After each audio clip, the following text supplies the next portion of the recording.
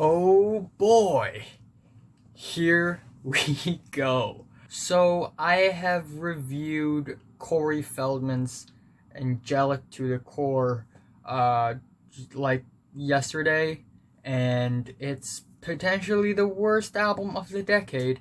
And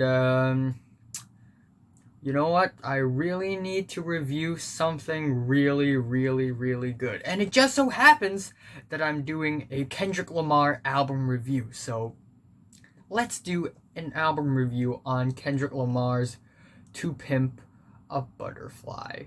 Kendrick Lamar is a rapper from the west coast of the USA, from Compton, and he had been dropping projects since early 2010s with the album Section 80, which has its flaws, but it still has a lot of catchy hooks and some really smart and witty socio-politically charged lyrics that are deep and profound. And then we have Good Kid, Mad City, which is a huge improvement in all fronts. It's catchier, trendier, yet even more artistic, and it's one of the best concept albums of the decade. Period. It has its amazing hooks. It feels artsy, the production is on point, and Kendrick Lamar's flows are always dynamic and fun and entertaining. Similarly, we have To Pimp a Butterfly. Kendrick Lamar's flows are equally as dynamic, as fun, and as versatile, actually maybe even more versatile. And this album is also a concept album, but it tells a really different story than Good Kid, Mad City. In fact, it doesn't really tell a story. It uses a story to tell a larger concept or concepts.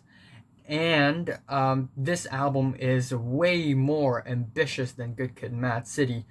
And again, the lyrics, they are very socio-politically charged, they are deep, they are profound, but also they are poetic, they have nuance to them.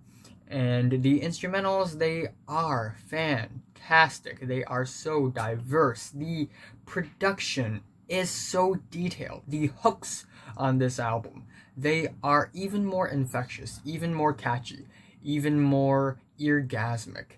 And there are so many musical influences on this album. There is psychedelic rap, neo soul, frenzy, accelerating jazz music, old school West Coast hip hop, maybe a little bit of funk, maybe a little bit of pop, but all blended together to make one really cohesive and impressive listen. And this album is an artistic masterpiece. Everything that comes along with the album is also really fantastic. All the Kendrick Lamar performances in the Grammys, in the Stephen Colbert show, in Ellen's show, in Jimmy Fallon's show, and the B-sides, Untitled, Unmastered, everything is so amazing. The music videos, I just can't get over how amazing this album is. And man, this album feels larger than life. The concept underneath is not just some, ha ha ha, I got money, I got bitches. And the way Kendrick Lamar basically deconstructed the genre of hip hop on this album is just genius. And I mean, there are so many things that happened on this album. You can't even really call it an album. It's not just a compilation of good tracks. There are so many different vocal snippets, skits, similar to Good Kid, Mad City, except on this album it's even more diverse. A lot of beat switches, left and right channels switching from one another, weird instrumental detours. I mean, Kendrick Lamar even recited a poem on nearly every track on the album at the end or at the beginning, and every time he recites his poem, he reveals a little more of his poem. And every time when he recites the poem, the last few words he say on that occasion actually relates to the theme of the next song that is on the track list.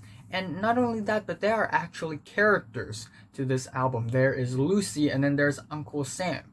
and they both play a different role on the album. So the album starts off with Wesley's Theory. We get some vinyl skipping, and we actually listen to a sample. Every African American is a star, and it is a really symbolic and a really theatrical opening for the album, because right after this little sample snippet, the whole song just stops and we are plunged into this really funky, mystical, weird instrumental that's both really warm but also really weird and freaky and very, very theatrical opening, I must say. I love the thick, bouncy bass. I love the horns, the glistening keys, the little vocal snippets. But of course, Kendrick Lamar is the best thing about this track. Kendrick Lamar's deep-pitched vocals in the beginning, then his very urgent rapping, then his very eccentric singing. George Clinton is on this track, and he is fantastic. In fact, a lot of people are involved on this album.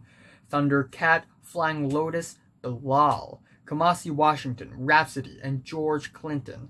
So yeah, overall a really catchy and fantastic opener to the album that's really theatrical, really artsy, and it's a definite 10 out of 10. And then immediately up next, it's an interlude titled For Free, and it is... I've never heard Kendrick Lamar do something like this, but here we are. Essentially, this track is a jazzy, avant-garde spoken word, half fast rapping kind of track, and it's both very artistic but also very, very funny. The track starts off with this bright jazz explosion, and then we get into the track. We get this voice actress who is playing a character who keeps on demanding rich, expensive stuffs and keeps on complaining, and he's just playing this rich bitch who clearly doesn't have a concept of money and value and currency. And then Kendrick Lamar hops onto the track screaming, "This dick ain't free!" And when you do something as crazy as this, usually it gets dumb, it gets stupid. But no, this track feels genius. The jazz instrumentals on this track, they are eccentric, they are exhilarating. I love the very loose cymbals and the crazy doodly horns. And Kendrick Lamar's rapping is really fast but also really articulate, and he has an amazing sense of humor. And the music video is fantastic. Just go watch it yourself. Basically, at the end, there are 20 Kendrick Lamars just staring at that one rich woman, and it's absolutely funny. And Kendrick Lamar just pops up everywhere. He's everywhere. And this track is also a 10 out of 10. And then we have the third track, King Kunta, and it is essentially a catchy, funky, raw rap banger, and another amazing track. What can I say? I love the very bouncy, clicky beat that has a really strong funk groove to it. I love the zany backup female vocals. I love the hook. They're super catchy. At the second verse, we get some worrisome and sad guitars, and we get so many layers of sounds, but because the production is really nice, the whole song just feels really cohesive, and man, the hook is infectious. Bitch, where you when I was walking, now I run the game, got the whole world taking. King Kunta, everybody want to cut the legs off him. Kunta, black man taking no loss. Oh yeah, I love the bouncy bass, I love the descending keys. I love how the song just suddenly stops in the middle of the third, in the last leg, and we just get Kendrick Lamar's deep-pitched voice, and he basically says, "By the time you hear the next pop, the funk shall be within you." And then boom, and then the funk is within all of us. It's an amazing track. It's an amazing track. The music video it's really good. It's really well directed, really fun, and even Kendrick Lamar's flow has a little bit of Eminem, like old school Eminem in it, which I really love. And overall, it's just a really, really fantastic song, a banger that actually has a lot of cultural references as well. Kendrick Lamar is a cultured person. Don't forget that. This song is a 10 out of 10. Up next, we have the track Institutionalized, and at first we get some spacey, moody, warm, bubbly instrumentals with some nasal vocals by Kendrick Lamar, and then we get the choir where it gets really eccentric. And the verse just ends off with "Master, take the chains off me," and then it just smoothly, so naturally, goes on to the second part of the song where we get this really dreamy and laid back instrumental, and this guy going zoom zoom zoom zoom zoom zoom zoom zoom zoom zoom zoom zoom zoom zoom zoom, and we get some Kendrick Lamar verses which are fantastic. And then we get Bilal playing Kendrick Lamar's grandma saying, if you want shit to change it to you, you better wash your ass. And then after that, we get a Snoop Dogg feature, which is really laid back and really chill. And overall, this track, even though it sounds like 5 different songs, it's still super cohesive, artistic, and very fun and creative. Absolutely creative, really stunning. So yeah, also a 10 out of 10. And then up next, we have the track These Walls. Oh man, such an underrated Kendrick Lamar song, criminally underrated. At first, we get some sad, alienating pianos and a woman just moaning, and then we get Kendrick Lamar in the back, just if these walls could talk, and then we get sex, and then we actually get into the real part of the song. So obviously, this song is about sex, and boy, this song is sexy. It's so sexy and lustful without being too flamboyant or braggadocious or extravagant. It's subtle, it's subdued, but yet super lustful, super sexy, super infectious. I could feel the rain when you cry. Gold lives inside of you. Super catchy. I love the up and down G-funk synths. I love the bubbly keys, the droopy saxophones at the last leg of the track. And I just love how Kendrick Lamar, not knowing what to say, he would just fill in one of the sentences with, "This sentence is not important." And yeah, amazing. Another amazing thing about the song is the music video. So bright, so colorful. It starts off with this guy in the jail cell saying that he saw Kendrick Lamar, and all the other people in that jail cell was like, "Oh, bullshit, man." But man, it's so funny. And then we see Kendrick Lamar in this house with a bunch of girls twerking, and we also see Terry Crews, and Terry Crews is amazing. And in the middle of the music video, we get this other song by some other artist, I think, where Kendrick Lamar and Terry Crews just dance around in a really funny way, and I just love it. It's humorous, it's funny, it's artistic, and the performance on Ellen's show, it's also amazing. The people dancing in the back, this one guy painting for no reason, and Kendrick Lamar's just singing in front of the audience, just the whole thing, man, just these walls, 10 out of 10. And then immediately after, we have the track You, which is the most intense song on the track list. At first, we get Kendrick Lamar scream, and then him just going, "Loving you is complicated, loving you is complicated." We get some really dark and deep guitar bass lines. We get this these instrumentals, this noisy layer of drone that just slowly fades out as we sink down into this whirlpool of anger and hatred, and the whole thing just feels very, very intense with the urgent guitars and Kendrick Lamar's really, really angry flows. And then in the middle of the track, we get an intermission where we hear this Spanish hotel room cleaner, uh, left and right channels sort of switching back and forth, and we get this really faint "Loving You Is Complicated" song in the back, just very softly playing, and then we get the second half, which is just so heartbreaking, because it's incredibly self-hating. Yeah, Kendrick Lamar isn't dissing anybody, by the way. If you're dumb, you may think this way, but Kendrick Lamar is actually sort of hating on himself on this track. You actually refers to himself, and later on the track, I actually refers to everybody. And man, the second half, it's so broken, so drunken. Kendrick Lamar is really using his crack to flow, and you can really hear him drinking. You can really hear the bottle of liquor, you can hear the cup of liquor, and the horns and the drums that are so loose.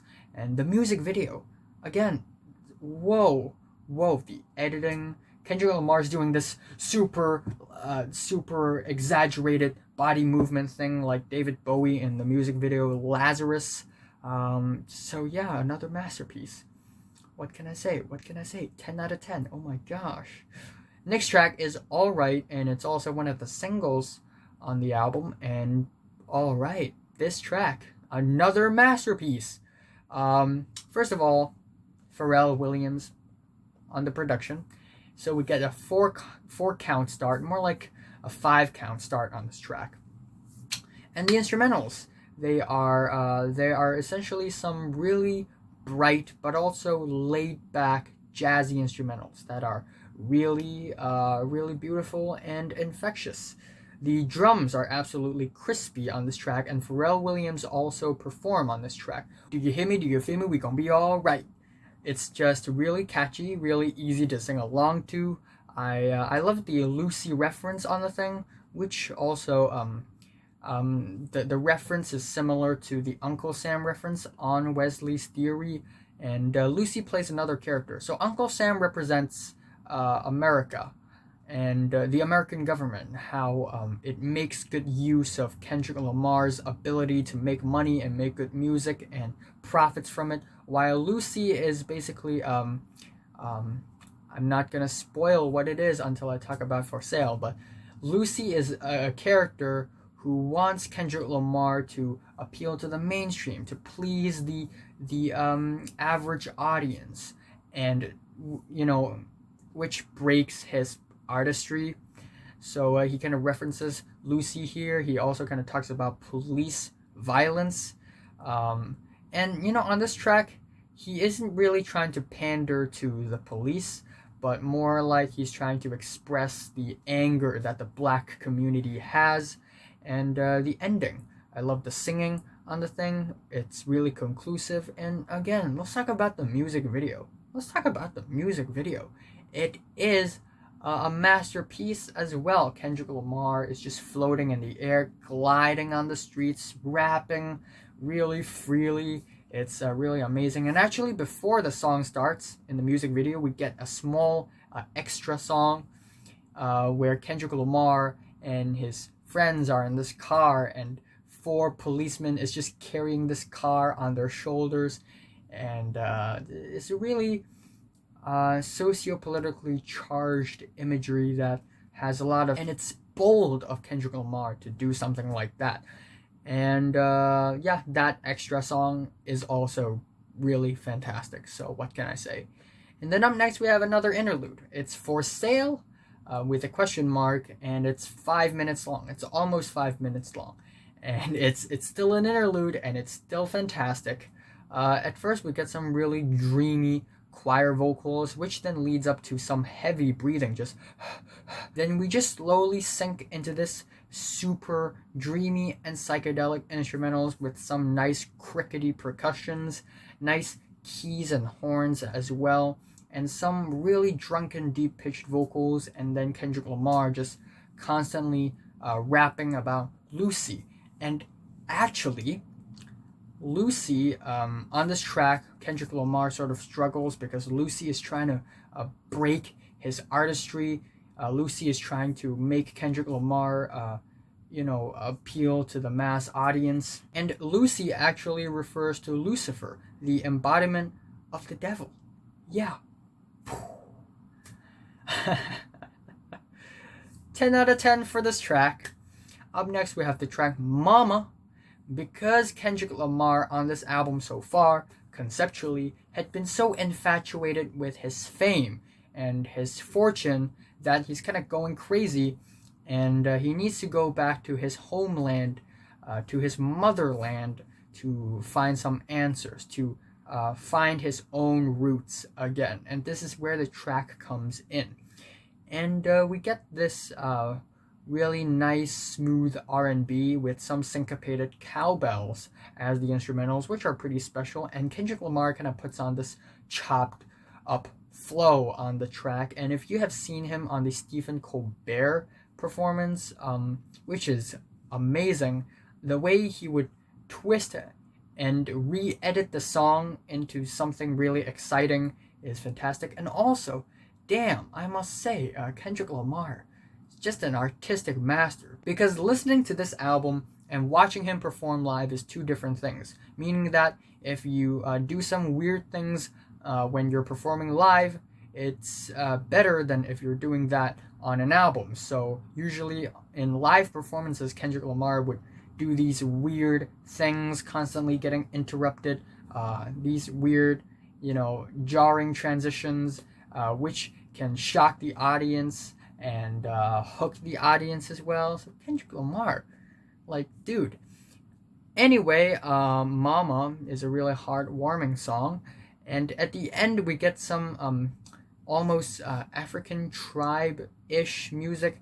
Then it slowly transitions into this super crazy, messy, shouty ending to the song, where there are sound snippets of I don't know, where there are people saying this is a world premiere, and Kendrick Lamar going jump, jump, jump, jump, jump, and it's not one of my favorite songs on the album. I still love it a lot. It's a 9 out of 10. And then up next, it's Hood Politics. And it's also a pretty good track. Even though it's not one of my favorites, I still like it a lot. There are some laid-back, cozy guitars in the beginning of the song with this really sleazy phone recording. Then we get into the core part of the song with some really drunken and moody and serene instrumentals, and Kendrick Lamar saying boo boo at the end of each sentence. This track is an 8 out of 10. And then up next we have the track How Much a Dollar Cost, and it is one of the best Kendrick Lamar songs. It is wow. It has some really nocturnal, obliviously painful, and beautifully hopeless instrumentals. We get some glamorous horns and some really sad woodwinds and some really downtrodden saxophones. And on this track, Kendrick Lamar kind of talks about how he bumped into this homeless man outside of a gas station in South Africa, I think. And at first, Kendrick Lamar just ignores him and doesn't really like him because he thinks he's a crackhead. But later on, that homeless man reveals himself to be God. On this track, Kendrick Lamar talks about so many things. How one of the lines that stick out to me is temptation is one thing that I've defeated, but it's not from the mouth of Kendrick Lamar. It's the mouth from the homeless man referring to his own dad, I think. And he also refers to Exodus 14 on the track. So again, Kendrick Lamar, cultured man. And at the end of the track we get some singing, and it's very beautiful, very nocturnal, very entrancing, and very bittersweet in a really gorgeous way. So yeah, 10 out of 10 for this track as well. And Kendrick Lamar on this track actually was kind of pissed off about himself because how he wouldn't give that $1 to the homeless man, and therefore he doesn't have a spot in heaven, which is sort of like like a parable, but you get his idea. Then we have the track Complexion, A Zulu Love, and it has some beautiful and sweet group vocals, and overall the song is just such a dreamy, psychedelic, nostalgic song. It's so laid back and so nostalgic, and you would kind of get this feeling that you would you never have gotten in a very long time while listening to the song. So we have Kendrick Lamar's verses, which are great, and then we get this I love it, you like it, I love it, you like it. And then we get Rhapsody on the track. Rhapsody's feature is actually really amazing as well. There are some really solid points being voiced out on this track, because this track is essentially about beauty standards, especially in the Black community. So yeah, another 10 out of 10 for this track. And then up next we have the track The Blacker the Berry, and boy, it is one of the best songs I've heard ever. Yeah, I mean, I'm kind of struggling to pick between The Blacker the Berry or Mad City for the best Kendrick Lamar song, but if you have seen my Madness bracket, you'd know that The Blacker the Berry came out on top, and it is one of the best songs of the decade, period. The instrumentals, I don't even know how they are being produced. All I can say is that the instrumentals are incredibly dark, gritty, but also mystical and fantasizing, and also really challenging and badass. And at first we get some really chilling and dark vocal layer arrangements with Kendrick Lamar chanting very subtly underneath, while we get this really haunting and haunting singing on the top, and it all sorts of leads up to the core part of the song where the drum kicks in, and it's super crunchy, it's super tight, and it's impossible to not somehow move to this song. We got Kendrick Lamar's really cold-blooded singing in the beginning, 6 in the morning, fire on the streets, and then we get the rap verses, which are incredibly angry and tight and intense as well. Kendrick Lamar's just really, really angry on this track, but with art, of course, not just angry for the sake of being angry. The things he is saying on this track, they are woo. On the 3 verses on this track, there are lines that he keeps on repeating, like "I'm the biggest hypocrite of 2015," or "You hate me, don't you?" or "You made me a killer," the emancipation of a real. And you may think that on this track Kendrick Lamar is like whining about being black and hating the white, but no, this track is actually not pandering to the white. It's rather an expression. It's rather like he's voicing out the anger that the Black community has, and it is amazing. It is just one tremendously impactful line after another, and then we get the Jamaican singer just singing, and it's just so powerful. It gives me goosebumps. And then let's talk about the Grammys performances. Oh my gosh. Kendrick Lamar performed at the Grammys twice, and one of them is available on YouTube. But the one that I like the most is the one where he performs The Blacker the Berry in the beginning, except he deconstructed the song. There are a couple of interruptions at the beginning, and then later on it just gets more intense, and then he goes on to perform All Right in another song off of Untitled Unmastered, and it's a brilliant performance. Goosebumps every time I watch the performance, and goosebumps every time I listen to this song, because it's just so powerful. It's just so moving, and it just holds such a heavy statement.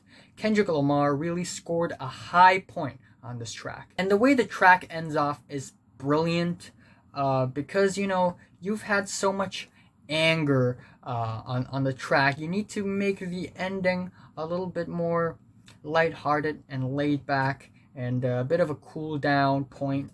So we literally get this really easygoing but also kind of mystical, swirly jazz instrumental at the end, which is just fantastic. And Kendrick Lamar, damn.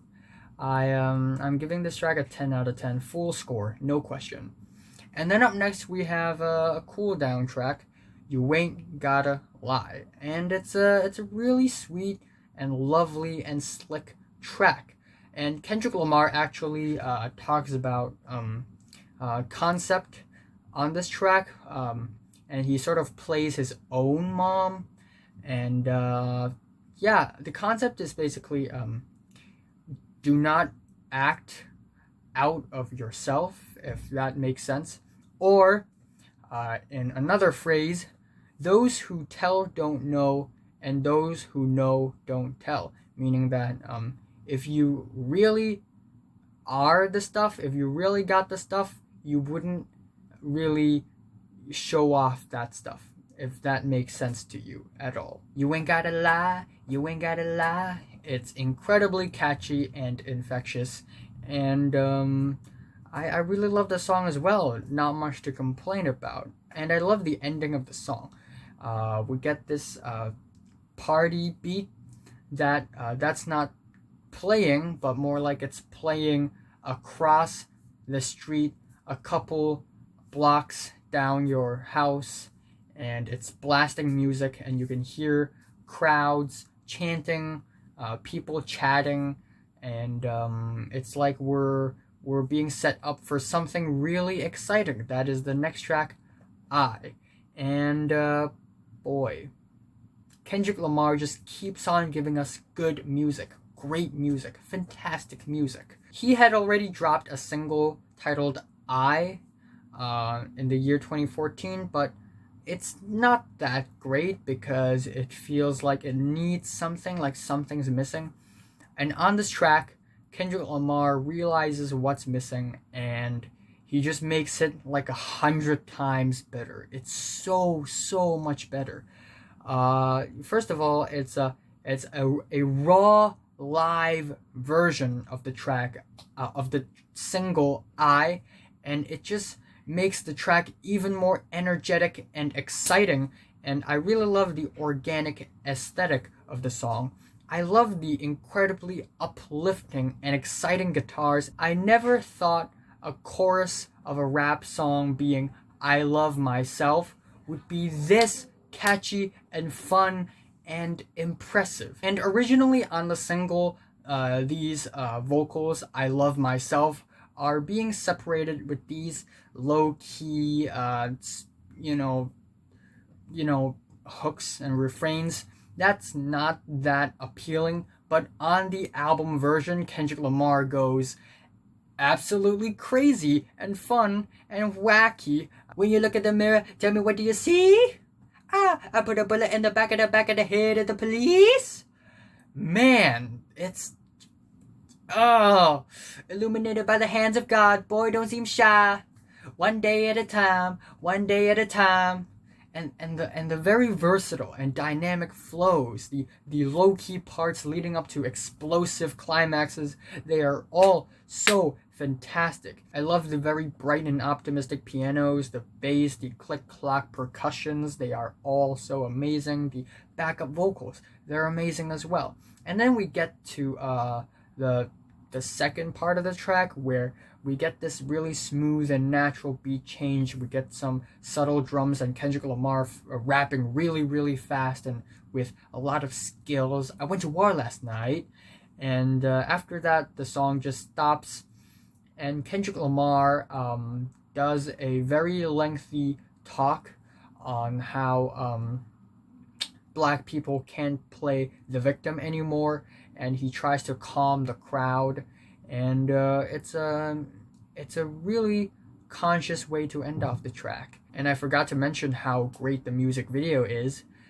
Anyway, the album just ends off with Mortal Man, and you can tell that it is a conclusive ending to the album. Kendrick Lamar had finally reached the final stage of his transition to a mature celebrity who knows what he's doing, who knows that he needs to stick to his roots and not give in to Uncle Sam or Lucy. And this is the conclusion. This is Kendrick Lamar at his most mature. The instrumentals, they are really spacey, moody, calm, and steady, and incredibly beautiful as well. And Kendrick Lamar kind of talks about if shit hits the fan, is you still a fan? Kendrick Lamar also mentions Mandela for multiple times on the track, which is pretty interesting. But this track is 12 minutes long, over 12 minutes long.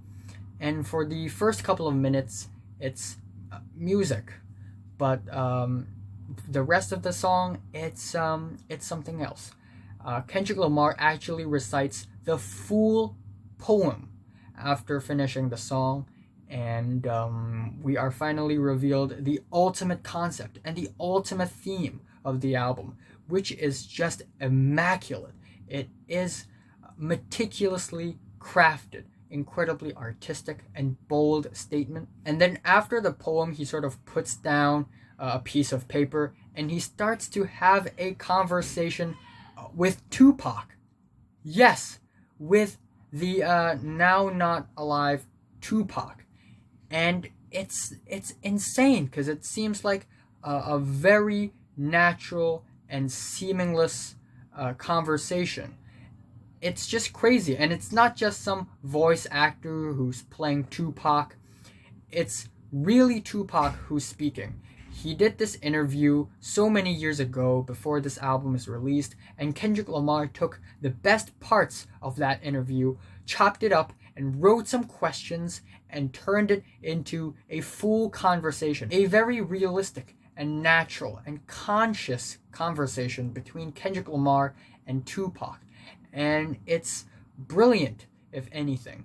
And later on, we are revealed that we are being revealed that the title of this album, To Pimp A Butterfly, is originally To Pimp a Caterpillar, which is an anagram of Tupac, which is also really smart and really poetic and poignant as well when you look into the To Pimp a Butterfly title. And then at the very end of the track, Kendrick Lamar and Tupac are still having this conversation, but then Tupac just disappears all of a sudden, leaving Kendrick Lamar hanging with the jazzy instrumentals, the very subtle jazzy instrumentals in the back. They just kind of swell up at the end, and it's not a cliffhanger, but it's the end. And Tupac, he left us too soon. And it's such a beautiful ending to the album. Like, after listening to the album, you would just sit there staring at the air and do nothing for like 5 minutes, because this ending of the album, it means something. It means something.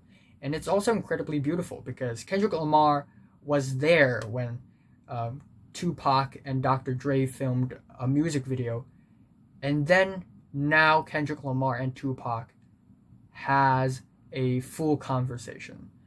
And it's just a really beautiful and conclusive way to end off the album. So yeah, overall, this album is just an artistic masterpiece from the first track to the last. Every single track is great. There are parts in the track where it's kind of braggadocious, kind of fun and witty, but also parts where it's really personal and it's dark and it's intense. We get parts that are so grimy and badass, also funky and lighthearted. We get parts on the album, we get tracks that are really harsh and intense and dark, but also tracks that are incredibly creative and laid back and dreamy and psychedelic. This album might be the most decade-defining album of the 2010s, and it is Kendrick Lamar at his peak, and I still have no idea why this album lost to Taylor Swift. But you know what? Screw the Grammys. This album is one of the best albums ever, and it might actually be my favorite rap album ever. So yeah, my favorite track is The Blacker the Berry, and my least favorite is Hood Politics. Still, I love the song. It's a great song. And I'm giving Kendrick Lamar's To Pimp a Butterfly a 10 out of 10. So, have you listened to Pimp a Butterfly from 1 to 10? How much did you rate it? Love you. Like if you like it, hate if you hate it, and subscribe if you want more. And thanks for watching.